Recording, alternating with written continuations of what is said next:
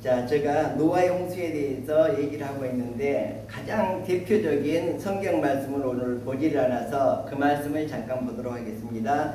노아가 600세 되던 해 둘째 달 곧 그 달 11의 날이라 그 날에 큰 기품의 샘들이 터지며 하늘의 창문들이 열려 40주야를 비가 땅에 쏟아졌더라. 이렇게 성경에서는 말하고 있거든요.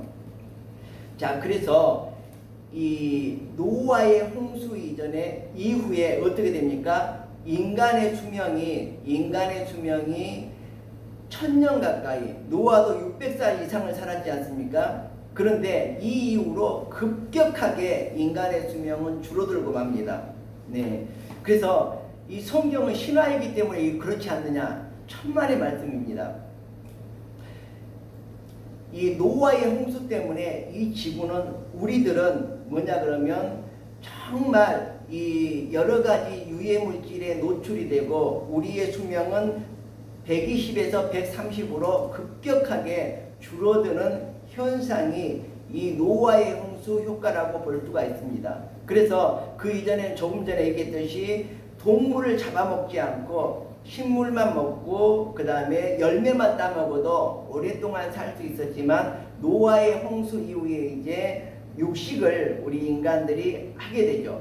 예, 이러면서 급격하게 우리의 인간 수명이 줄어들었다.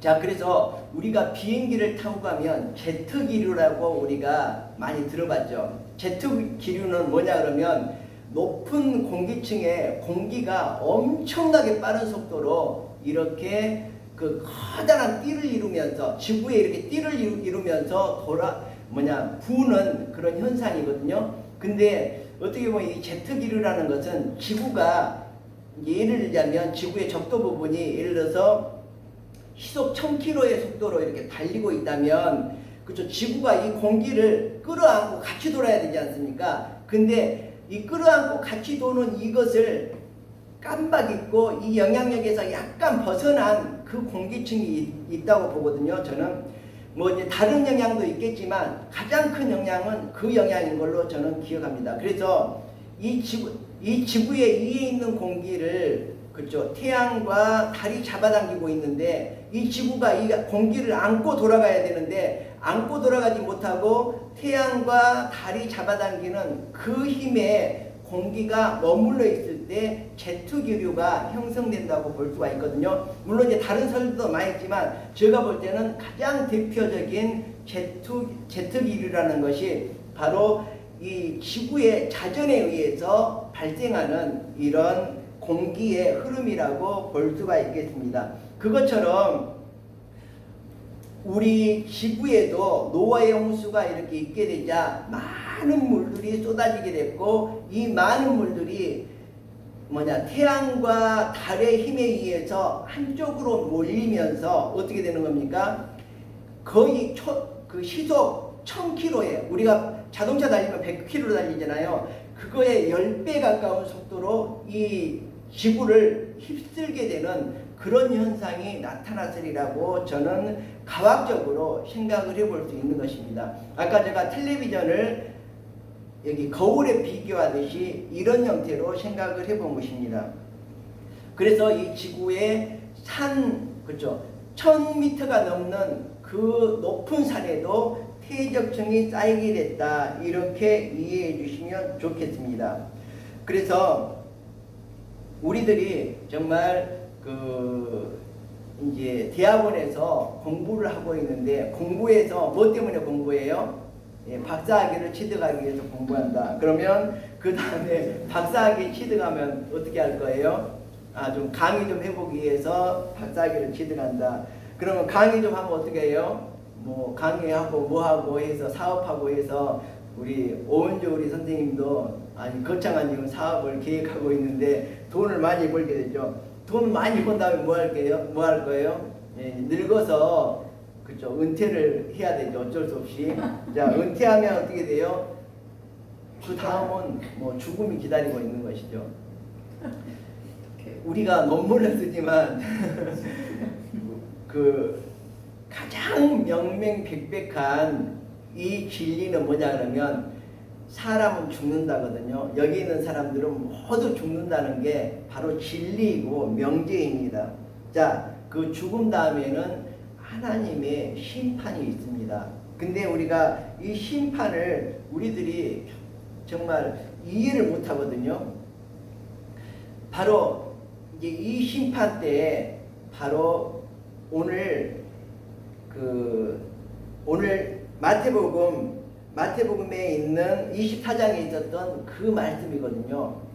예수님이 이 땅에 올 때도 노아의 홍수 때와 비슷하다 그랬거든요. 그래서 많은 사람들이 하나님을 믿지 않아요. 그리고 뭐가 그런 거 있느냐? 그리고 다 뭐라 그럴까? 떵떵거리고 다 제멋대로 살아가는데 뭐라 그랬어요? 성경에는 노아의 홍수 때와 똑같다 그랬거든요. 그때 정말 노아의 방주의 구원을 받았던 그 사람이 우리가 되려면 정말 하나님을 정말 의지하고 하나님의 말씀에 굳게 서서 이 세상을 살아가야 되지 않을까.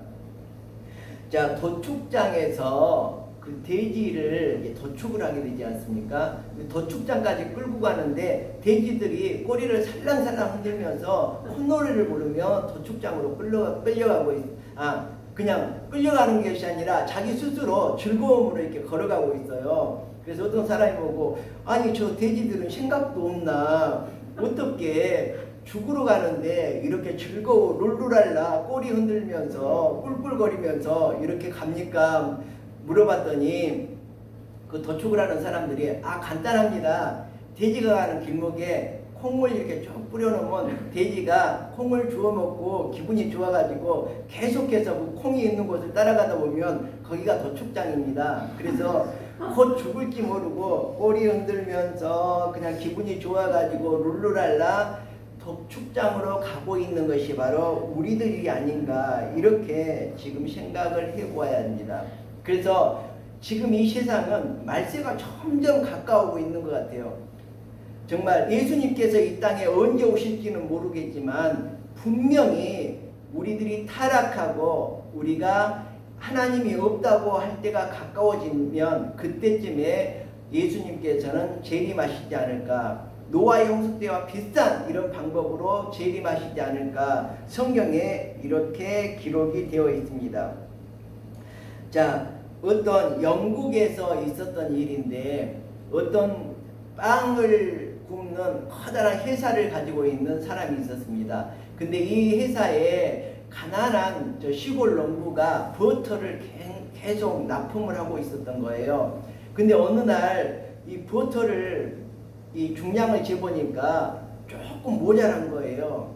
그래서 이 나쁜 농부 그러면서 이제 고발을 했죠. 그래서 재판을 받게 됐습니다. 재판을 받는데 저희 집에는 저울이 없어가지고 제가 실수를 한 것 같습니다. 죄송합니다. 이렇게 얘기를 하면서 그러면 그 버터의 중량을 어떻게 해서 제작을 하는 겁니까? 그랬더니 빵집에서 나오면 그 빵 봉지에 몇 킬로